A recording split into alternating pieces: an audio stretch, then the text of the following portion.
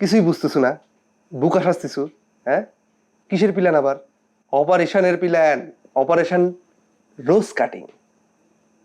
বিশ্বাস কর ভাই, আমি কিছুই বুঝতে পারছি না। তুমি না খুব বড় বুদ্ধিজীবী, সারাদিন বসে থেকে ইংরেজি রবিনহুডের এসে পড়ো। হ্যাঁ, রোজ মানে তুমি জানো না? রোজ মানে তো গোলাপ, এটুকু বুঝেছি। তাহলে তো আর না বোঝার কিছু নাই। রোজ মানে গোলাপ, কাটিং মানে কাটা, তার মানে গোলাপ সর্দারে কাটা হবি। কি সাংঘাতিক কথা করছো তুই রাজ, তুই গোলাপ মামা কাটে ভালো দেবো? ওরে বুদ্ধিজীবী, এ কাটা সেই কাটা না রে। এ কাটা মানে গলা কাটে ফেলা না। দুই একটা চট থাপ্পড় দিব, তার মাথা নাড়ি করে দিব। তুই সব অপারেশনটা করবো, আমি দূর থেকে তারা ভিডিও করব। ভাই তুই আমাকে মাফ করে দে, আমার দ্বারা এ সমস্ত কাম করা সম্ভব হবি না। আমার মারামারি করে কোনো অভ্যাস নাই ভাই। ওরে বোকা স্যাংরা, অভ্যেস তো কারোরই প্রথম প্রথম থাকে না। তোর কি মনে হয় আমি যখন এই হিটের কামটা ঘাড়ে তুলে নিয়েছিলাম তখন কি আমার অভ্যেস ছিল? এই যে ধর তুই আমাগারে তুতা বিটি, তারপর হচ্ছে টিয়া বিটি, এরা যখন টগরে উত্তম মধ্যম ধুলাই দিছে তখন কি তাগারে অভ্যেস ছিল? তুই কোনো টেনশন করিস না ভাই, আমি তো তোর সাথেই থাকতেছি।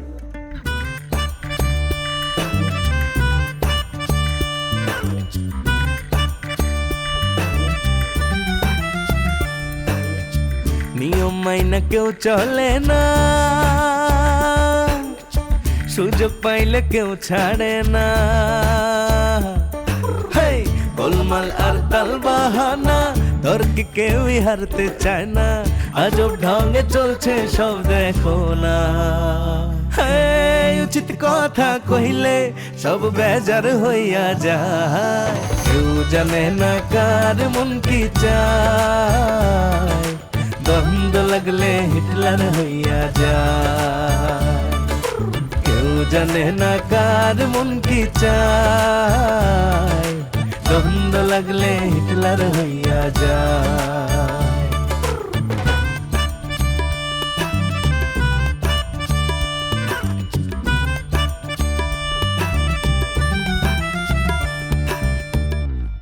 তুই আমাকে যতই যুক্তির কথা শোনা ভাই, আমি এই সমস্ত মারামারির মধ্যে থাকতে পারবো না। হাজার হোক, গোলাপ মামা একজন গুরুজন বয়সী মানুষ, বাপের বয়সী মানুষ, তারকে আমি কিভাবে হিট করব? তুই কিন্তু আবার পিছলে যাচ্ছ শাহজাদা। তুই যে সম্মানহানির কাম করে আইছু সেই কথা যদি আমি বড় বিটির কাছে কয়ে দিই তোর কি অবস্থা হবে তুই বুঝতে পারতেছু? বিশেষ কর ভাই, আমি আমার আব্বুর কাছে ওই বিষয়টা নিয়ে পরামর্শ করবে গিয়েছিলাম। আমার আব্বু আমাকে পরামর্শকালে বুদ্ধি দিছে, জানি আমি এই মারামারির মধ্যে না জড়াই। ওরে জামাই নিষেধ করলি সেটার তো কোনো আইনগত ভিত্তি নাই রে ভাই। তোর বাপ এই বাড়ির জামাই, সে খুবই বিশেষ এবং সম্মানিত একজন ব্যক্তি, কিন্তু বিশেষ বাড়ির নীতি নির্ধারণী পর্যায়ে তার কোনো ভূমিকা বা ক্ষমতা কোনোটাই নাই। ঠিক আছে ভাই, বুঝেছি তোর মেলা খেনতা, কিন্তু আমাকে অ্যাটলিস্ট 2-3 দিন সময় দে, একটু ভাবে চিন্তে দেখি। তোর তো এত চিন্তার কিছু নাই রে শাহজাদা। আমি তোকে সুন্দর মতো প্ল্যান করে দিব, তেল তেলা করে প্ল্যান করে দিব। তুই খালি সেই অনুযায়ী আমার কথা মতো অ্যাকশনটা দিবি। অবশ্য আমিও মনে করেছিলাম নতুন ফোনটা পাওয়ার পরে অ্যাকশনে যাব, ভালো কোয়ালিটির ভিডিও করব। পরে চিন্তা করে দেখলাম দেরি করলি পারে হয় না। গরম গরম যদি বাড়িটা দেওয়া যায় তখন জিনিসটা কিন্তু একদম জমে যায়।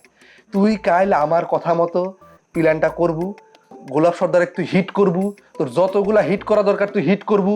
তোর ভয় পাওয়ার কিছু নাই, আমি তোর সাথে থাকবো। ও যদি তোকে হিট করে বসে আমিও হিট করব। আমি সব কিছু প্ল্যান করে রাখছি, প্ল্যান এ প্ল্যান বি, এটা হলে কি হবে এটা হলে কি হবে, আমি সব কিছু ঠিকঠাক করে রাখি। তোর কোনো টেনশনের কিছু নাই, তুই আমার সাথে যাচ্ছিস, এটা ফাইনাল। অপারেশন রোজ কাটিং কালকে সকালবেলা, রেডি থাকিস। হ্যাঁ, যা পড়তে বস, এসে পড়।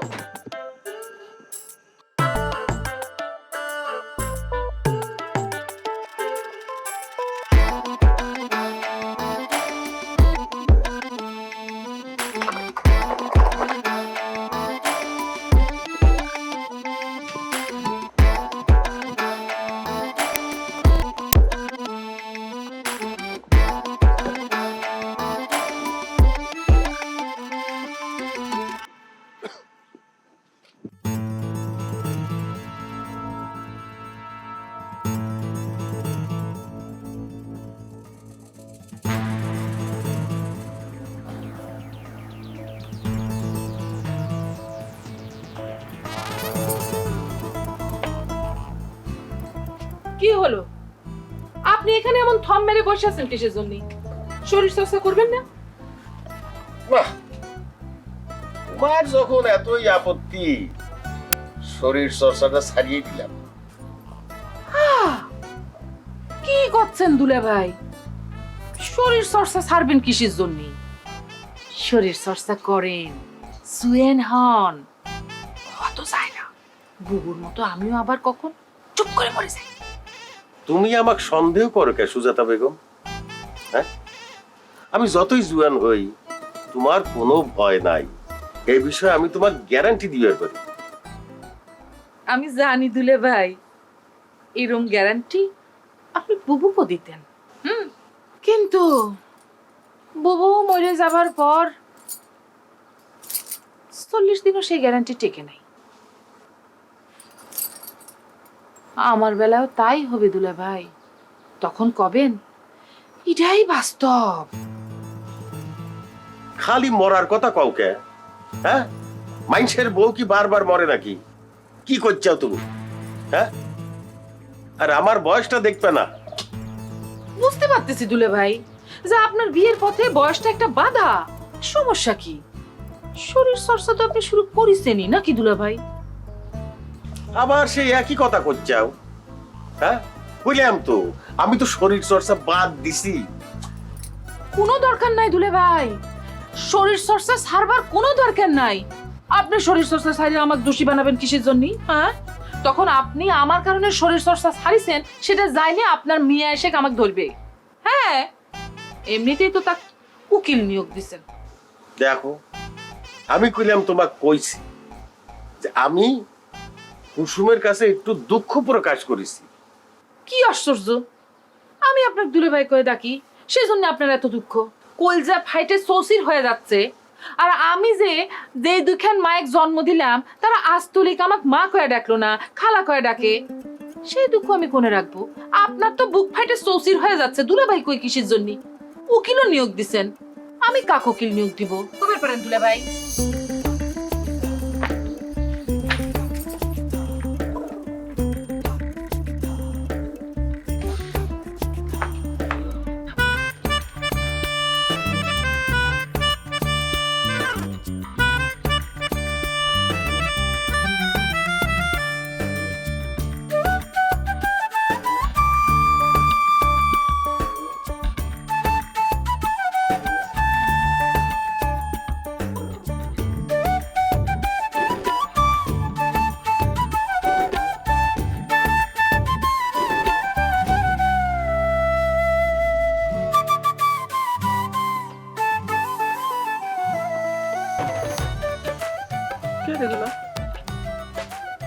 মন খারাপ করে আসছিস কেন?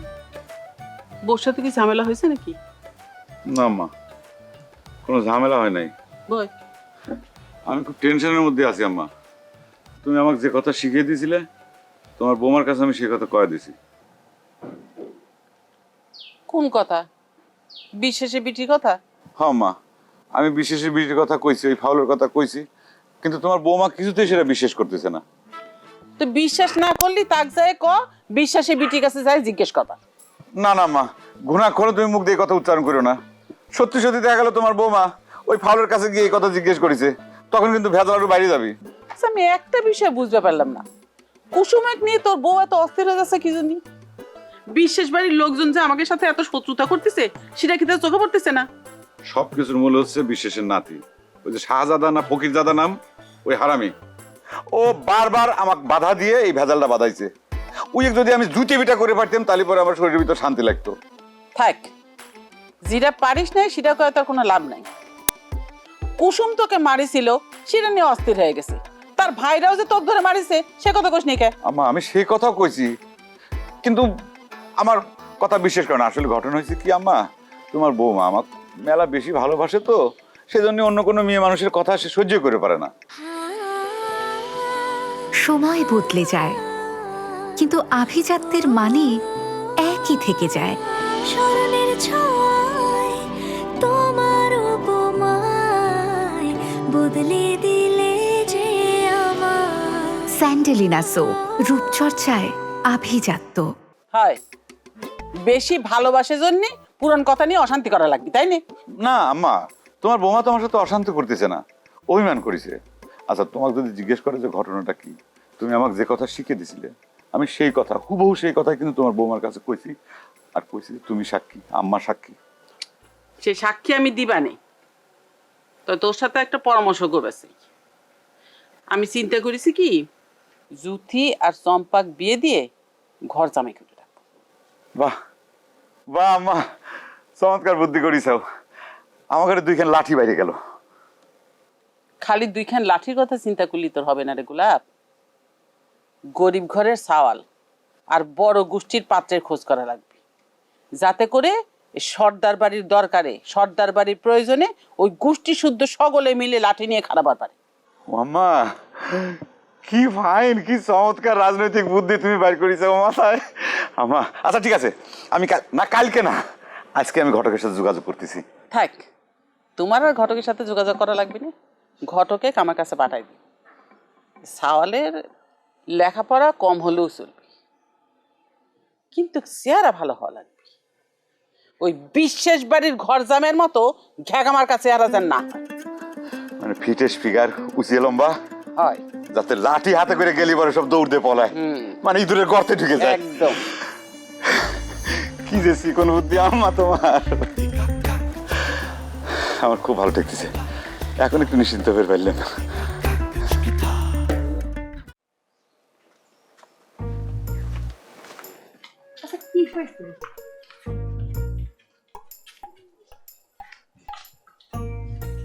আমার সাথে আসতেছ না, একটা সমস্যা কি? আমি একটু নিরিবিলির দ্বারা থেকে কথা কইতে তুই আমার সাথে কথা কবি তো এখানে তো নিয়ে আসলি কি জন্য? ওরে বাবা, করছিস একটু নিরিবিলির কথা কব সেই জন্য। তাও ভালো, আমি তো আবার ভাবলাম কি জেনে অপরাধ করে ফেলাইছি। এমন ভাবে কথা করছো মনে হচ্ছে আমি সারাদিন ভরে তোর খালি অপরাধ খুঁজে বেড়াই। তোর ভাইয়ের সাথে দুই কথা লাগছে তো, তাই ভাবলাম সে মনে হয় আমার বিরুদ্ধে তোর কাছে নালিশ করেছে। যাগে, তাও স্বীকার করলু আমার কাছে নালিশ করার মতো কিছু একটা তুই করছু। স্বামী স্ত্রীর মধ্যে তো কত কথাই হয়, ঝগড়াঝাটিও হয়। এখন সিডা নিয়ে যে বুনির কাছে যাই নালিশ দেওয়া লাগবি, সিডাই বা কেমন কথা রে কুসুম? এই যে আবার তেরামি করে কথা করছু। সে আমার কাছে কোনো অভিযোগই করে নাই। রাতের বেলা বাইরে হয়ে দেখি বারান্দায় এক কোনায় অন্ধকারের মধ্যে বসে রয়েছে। যা কাছে বসলাম, কথা প্রসঙ্গে কিছু কথা কইলো, ভাবলেন তোকে জিজ্ঞাসা করি। আমার কাছে তা শোনার দরকার কি? তোর ভাই তো তোকে সব কয়ে দিছে। আর এই ঘাউরিমি ছাড়া কি তোর কোনো কথা নাই? আমি যে করছি যে সাহেব আমার কাছে কোনো অভিযোগ করে নাই তোর নামে, কথা প্রসঙ্গে কইলো যে তুই বলে তাকে ঘর থেকে বাইর করে দিছু। আচ্ছা, এই কথাটা যদি সর্দার বাড়ির লোকজন জানতে পারে তাহলে একটা ইস্যু পাওয়া যাবে না? তুই কো কি কইলো? তাকে আমি ঘরেতে বাইর করে দিছি, এই কথা তোর ভাই তো কইছে। দেখছু কত বড় মিথ্যাবাদী লোক। তাক তো আমি এখন সত্যি সত্যি ঘরেতে বাইর করে দেব। মাথাটা ঠান্ডা করে। আমার কাছে সে কোনো অভিযোগ করে নাই, আর আমিও কল সাহেবের পক্ষ নিয়ে তোর সাথে কথা কবির আসিনি। আমি তোর কাছে জানবে চাচ্ছি ঘটনাটা কি হয়েছিল, তুই কো আমাক।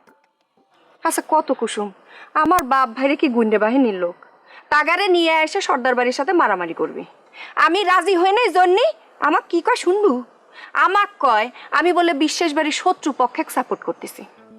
মাথা গরম করিস না, এ ধরনের কোনো কথা আমার সাথে আলাপই হয় নাই, এটা কোনো প্ল্যানের মধ্যেই নাই। সে নিজে নিজে এই সমস্ত কথাবার্তা তো কইছে। এ ধরনের কোনো কথাবার্তা হবেও না, কোনো সিদ্ধান্তও নাই, তুই নিশ্চিন্তে থাকতে পারিস। কিন্তু সে আমাকে কইলো সে মনে অনেক দুঃখ পাইছে। তুই বলে তাকে কইছু মারামারি করবে, যায় যদি সে মরে যায় আর তুই যদি বিধবা হইস তাহলে নাকি তোর কোনো চিন্তা নেই? আচ্ছা এই কথাটাকে আমি কম দুঃখী কইছি রে কুসুম? সারাক্ষণ তার মাথার মধ্যে কে মারামারির চিন্তা ভাবনা ঘুরবি। তার দেখা দেখি আমার ছাওয়ালটা পর্যন্ত দিন দিন মস্তান হয়ে যাইতেছে। তোরা কেউ তাকে একটু শাসন করিস নে। তোর এই কথাটা করে আমি মাইনে নিতে পারলাম না। তাহারা রাজবিশ্বাস মস্তান হয়েছে মানে?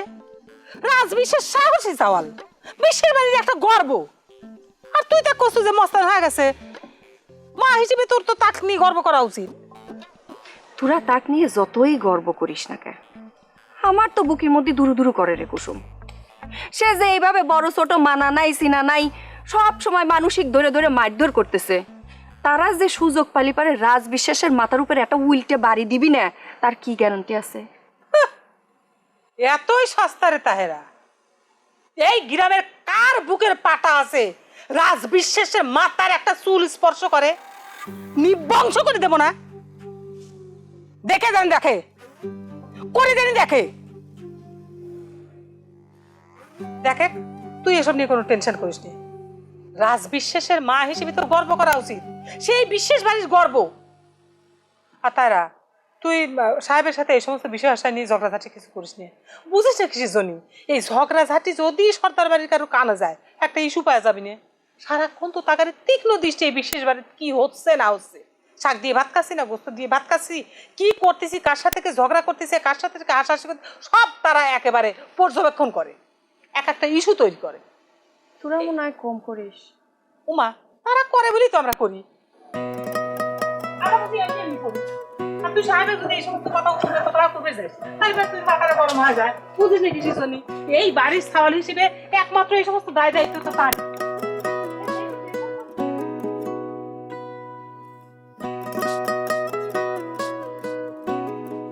তুমি কিন্তু আজকে বাধা ফালা দিচ্ছ মাই লাভ।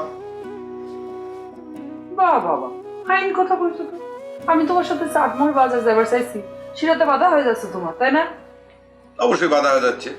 আমি যাচ্ছি আমার নিজের একটা ভিন্ন কামে, তুমি যাবে চাই মানে ভেজাল বাজাচ্ছ খুশির জন্য। আমি ভেজাল বাজাচ্ছি? তুমি কিন্তু একের পর এক ফাউল কথা কয়ে যাচ্ছ গোলাপ সর্দার। এমনিতেই কালকে রাতে কুসুমিক নিয়ে যে সমস্ত কথাবার্তা হয়েছে সেগুলো নিয়ে কিন্তু আমি তোমাকে কিচ্ছু কইনি, না কই উল্টো এখন তোমার সাথে আমি চাটমোহর বাজার ঘুরবার যাইবার চাচ্ছি, আর তুমি আমাকে করছো তোমার আমি ভেজালে ফলাই দিচ্ছি। আচ্ছা ঠিক আছে, আমার কথা আমি উইথড্র করে নিলাম। তুমি কোনো ভেজাল করতে চাও না, আমি আমার নিজের কামে যাচ্ছি, আমি যাই। আই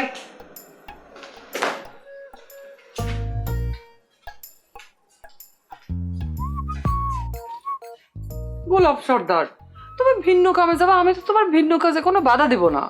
তুমি তোমার কাজ করবা, তোমার কাজ শেষ হলে আমরা দুজনে মিলে রিক্সায় ঘুরবো, আর ওই যে চাটমোহর বাজারে লক্ষ্মী মিষ্টান্ন ভান্ডারে দই মিষ্টি খাবো। আরে খুদা, তুমি চাটমোহর বাজারে লক্ষ্মী মিষ্টান্ন ভান্ডার কনে পাচ্ছাও? সেটা তো পাবনা শহরে, টাউনে। ও তাই নাকি? ভুল হয়ে গেছে। কিন্তু চাটমোহর বাজারে কি যেন একটা মিষ্টির দোকান ছিল, তোমার বন্ধুর মিষ্টির দোকান, যে দোকানতে তুমি বাকিতে মিষ্টি খাইতে কিন্তু টাকা না দেওয়ার জন্য ওই দোকানের সামনে দিয়ে যাইতে না লজ্জায়। কি যেন ওই দোকানটার নাম? দেখিস আর একটা ভুল তথ্য কিন্তু তুমি প্রচার করতে চাও। এই তথ্যটা যদি কারো কানে যায় তাহলে কিন্তু আমি বিপদে পড়ে যাবো। এইরকম ঘটনা কোনোদিন ঘটে নাই। হ্যাঁ, এক কথা আমি স্বীকার করতেছি যে আমি মানে ধার করে মিষ্টি খাইতাম, বাকিতে মিষ্টি খাইতাম, কিন্তু যখন হায়ারে খেলবে যেতাম সেখান থেকে যখন টাকা পাইতাম তখন সেই টাকা নিয়ে এসে কিন্তু আমি মিষ্টির দাম পরিশোধ করে দিতাম। তোমার যদি কথা বিশ্বাস না হয় আমার বন্ধুর কাছে যা তুমি জিজ্ঞেস করবে পারো। আচ্ছা, আজকেই জিজ্ঞেস করবো। না আজকে না শোনা মাই লাভ, আর একদিন আমি যাই। না, আজকেই যাবো, আজকেই যাবো।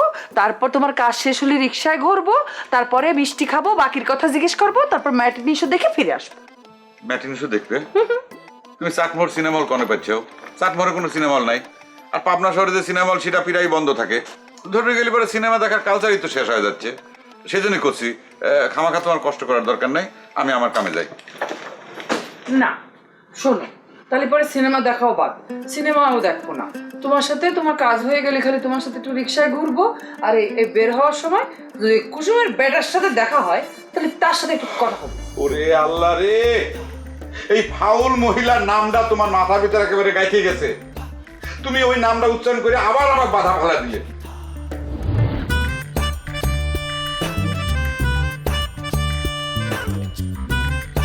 বৌমাগ্নি বেড়াবার যাবো সেই কথাটা কলিকে আমি বাধা দিতাম?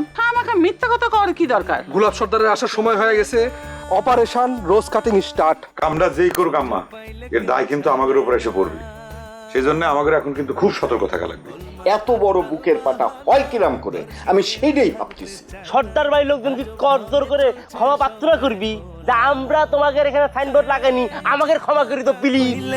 সব বেজার হইয়া যায়, কেউ জানে না কার মন কি চায়, দ্বন্দ্ব লাগলে হিটলার হইয়া যায়, কেউ জানে না কার মন কি চায়, দ্বন্দ্ব লাগলে হিটলার হইয়া যায়।